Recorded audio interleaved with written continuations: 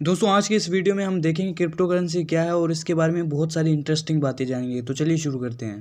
दोस्तों crypto currency की शुरुआत बिटकॉइन से मानी जाती है। बिटकॉइन को दोस्तों सतोशी नाकामोटो नाम के एक कंप्यूटर प्रोग्रामर ने 2009 में बनाया था। ये एक डिजिटल करेंसी है, मतलब ये कंप्यूटर में स्टोर्ड होती है। अब ये सतोशी नाकामोटो नहीं है क्योंकि हमें नहीं पता सतोशी नाकामोटो है कौन। गाइस सतोशी नाकामोटो के बारे में अब एक बहुत ही इंटरेस्टिंग फैक्ट बताता हूँ। सतोशी नाकामोटो के अकाउंट में दोस्तों 1.1 मिलियन बिटकॉइंस आज की डेट में मौजूद हैं, जिसमें से उसने सिर्फ 500 बिटकॉइन खर्च किए हैं। तो आज उनकी वैल्यू आपको पता है कितनी होती है? आज 29 लाख रुपए चल रही है बिटकॉइन की वैल्यू। तो उस हिसाब से इसकी वेल्थ हो जाती है 43 बिलियन डॉलर्स। इंडियन रुपीज़ में देखें तो 3,28,000 करोड़ रुपए। तो आप समझ सकते हैं कि इसकी वैल्यू आज कितनी है, लेकिन अभी तक हमें ये नहीं पता कि ये बंदा है कौन। दोस्तों 2010 में बिटकॉइन की प्राइस 2 रुपये 85 पैसे थी और 2017 आते आते गाइज इसकी प्राइस 56,000 तक पहुंच जाती है और आज की डेट में इसकी प्राइस 29 लाख रुपए चल रही है।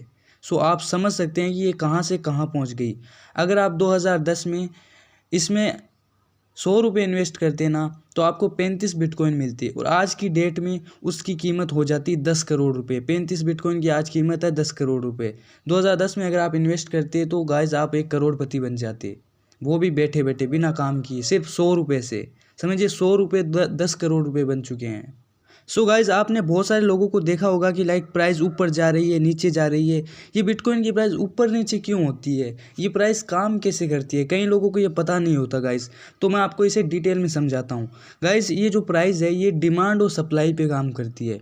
मतलब अगर इसकी डिमांड ज़्यादा होगी तो इसकी कीमत बढ़ जाएगी, अगर इसकी सप्लाई ज़्यादा होगी तो इसकी कीमत घट जाएगी। अब ये कैसे होता है मैं बताता हूँ। मान लो सभी लोग पूरी दुनिया में कह दें कि मुझे बिटकॉइन चाहिए ही नहीं, मुझे ख़रीदना ही नहीं है बिटकॉइन, और सप्लाई अभी इसकी पता है आपको बहुत सारी है और डिमांड अब ज़ीरो हो चुकी है। तो डिमांड जब ज़ीरो हो जाएगी तो गाइज़ इसकी वैल्यू भी ज़ीरो हो जाएगी। कोई अगर ख़रीदेगा ही नहीं तो इसकी कीमत कैसे बढ़ेगी? सो इसकी कीमत बढ़ना बंद हो जाएगी। तो इसी तरीके से दोस्तों ये काम करती है। अगर डिमांड ज़्यादा होगी तो इसकी प्राइस बढ़ेगी और डिमांड अगर कम होगी तो इसकी प्राइस ऐसे घटेगी। सो इस तरीके से इसकी प्राइस काम करती है। अब इसके अलावा भी एक चीज़ है जो इसकी प्राइस को डिसाइड करती है, वो है न्यूज़ एंड इमोशंस। अब ये बहुत हद तक इसे अफेक्ट करते हैं। गाइज आपने इलोन मस्क के बारे में सुना होगा। अब गाइज इलोन मस्क ने एक ट्वीट किया था, उसमें बताया था कि टेस्ला आज से बिटकॉइन से आप टेस्ला गाड़ी खरीद सकते हो, टेस्ला कार खरीद सकते हो। तो गाइज बिटकॉइन की प्राइस बढ़ गई। मार्च में उन्होंने ऐसा किया था और फिर 200 मई आते आते उन्होंने कहा कि अब बिटकॉइन हम एक्सेप्ट नहीं करेंगे क्योंकि इससे क्लाइमेट में प्रॉब्लम आती है वगैरह वगैरह बोल के उन्होंने मना कर दिया और प्राइस गिर गई। अब गाइज इस तरीके से प्राइस बढ़ सकती है अगर कोई बंदा, कोई बड़ा आदमी अगर इसे प्रमोट करे तो, क्योंकि इससे डिमांड बढ़ जाती है और सप्लाई फिर लिमिटेड आपको पता है। तो इस तरीके से इसकी प्राइस काम करती है। अब दोस्तों बिटकॉइन आप रखते कैसे हो, मतलब बिटकॉइन क्या होता है, कैसे आपके पास आएगा? तो इसके लिए आपके पास एक वॉलेट होना चाहिए जिसे कहते हैं दोस्तों क्रिप्टो वॉलेट। अगर ये क्रिप्टो वॉलेट होगा आपके पास तो इसमें आप रखोगे। अब इसमें भी अलग अलग तरह के आते हैं, उसके में डिटेल में हम नहीं जाते। अब गाइस इसमें दो चीज़ें समझ लीजिए, आपके पास यहाँ पे दो चीज़ें होती है, एक तो पब्लिक की और एक होती है प्राइवेट की। ये दो चीज़ें आपके पास होती है। पब्लिक की आपको सब बता सकते हैं, आप किसी को भी दे सकते हैं क्योंकि इसी से पैसे ट्रांसफ़र होते हैं। ये एक बैंक अकाउंट नंबर की तरह है जो आप किसी को भी बता सकते हैं, उस नंबर से आपको कोई भी पैसे भेज सकता है। या लेकिन ये जो प्राइवेट की है ये सबसे इम्पोर्टेंट है। अगर ये खो गई ना तो समझ जाओ आपकी बिटकॉइन, आपकी क्रिप्टो करेंसी ख़त्म हो गई, गई मार्केट से सब एकदम ज़ीरो हो गई, क्योंकि आप फिर उसे कभी ला नहीं सकते वापस। एक बंदे ने दोस्तों 1600 करोड़ रुपए की क्रिप्टो करेंसी गंवा दी थी क्योंकि वो प्राइवेट की भूल चुका था। तो इस तरीके से इतना बड़ा नुकसान हो गया दोस्तों, और बहुत सारे लोगों को ऐसा नुकसान हुआ है, बहुत सारे लोग प्राइवेट की भूल गए। तो गाइज़ इस तरीके से अगर आप प्राइवेट की भूल जाते हो तो आप बहुत बड़े लॉस में होगे। अब गाइस समझते हैं क्रिप्टो करेंसी को असल में बनाया क्यों गया, मतलब इसका मकसद क्या है, ये क्या काम आती है। इसे समझने के लिए हमें एक चीज़ समझनी पड़ेगी दोस्तों कि जो हमारे पास आज नोट हैं उसकी कमियां क्या हैं। उसी कमी को दूर करने के लिए इसे बनाया गया। दोस्तों हमारे जो पैसे होते हैं वो या तो बैंक या सरकार कंट्रोल करती है, जैसे कि आरबीआई जितने चाहे नोट छाप सकता है और बैंक भी बहुत हद तक हमारे पैसों को कंट्रोल करते हैं। अब ये सतोशी नाकामोटो ने बिटकॉइन इसीलिए बनाया था कि ये इनको हटा सके और क्रिप्टो करेंसी इसी काम में के लिए बनी है। ये पूरी तरीके से डिसेंट्रलाइज होती है, इसे कोई कंट्रोल नहीं करता। ये हमारे द्वारा ही एक तरह से चलाई जाती है, पब्लिक की पैसे।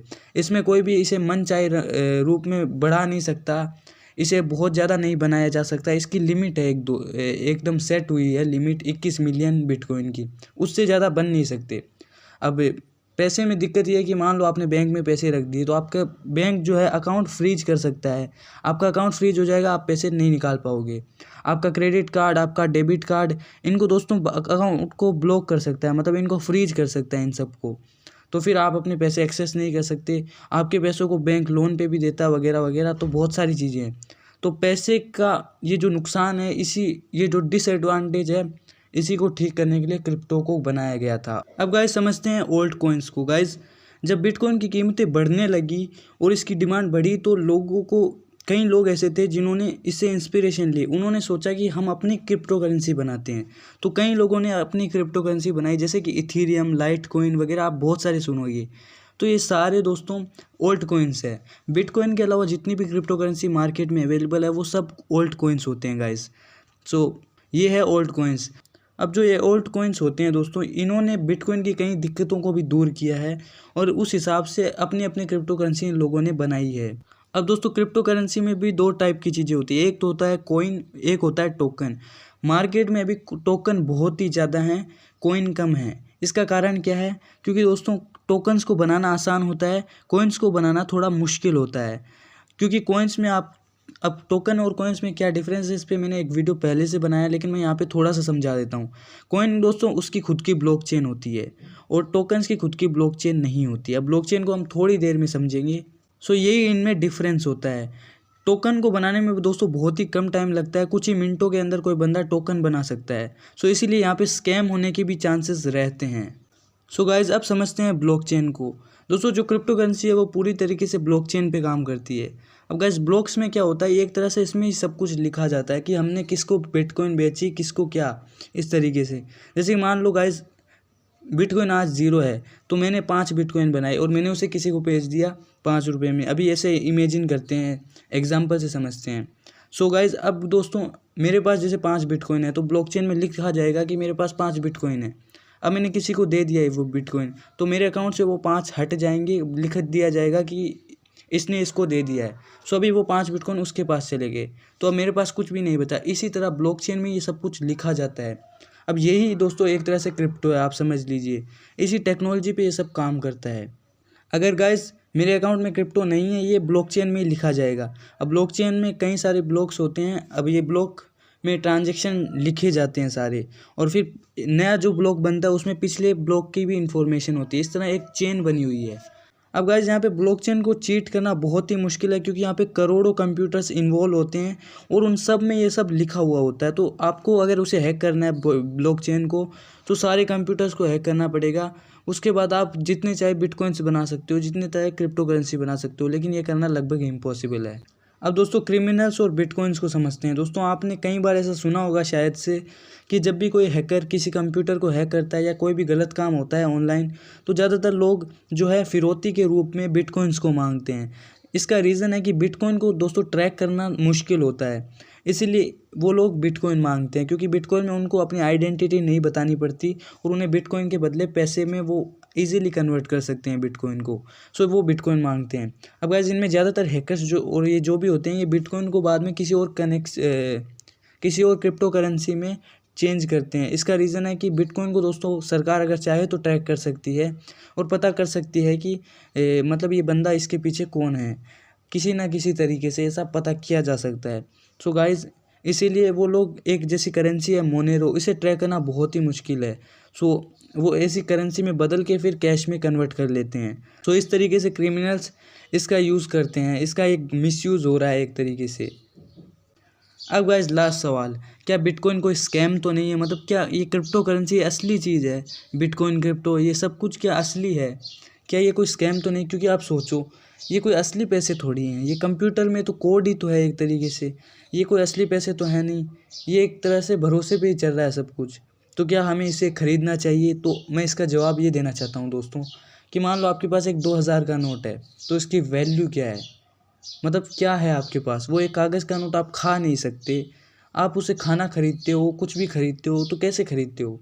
ये सब भरोसे से होता है गाइस। हर करेंसी आज की डेट में उसकी कोई वैल्यू नहीं है, वो सिर्फ भरोसे पे चल रही है।